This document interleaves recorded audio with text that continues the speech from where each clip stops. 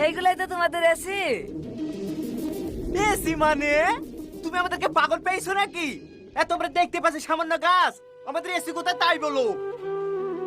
যে গাছে আমাদেরকে ফুল ফল অক্সিজেন দিয়ে বাঁচিয়ে রেখেছে, সেই গাছকে তোমাদের সামান্য মনে হচ্ছে? বাহ, হায় রে মানুষ। আচ্ছা চাচা, আপনার বয়স কত হবে? এই 3 কোণে মতন হবে বোধহয়। আচ্ছা চাচা, আপনি যখন জোয়ান ছিলেন তখন কি এরকম গরম পড়তো?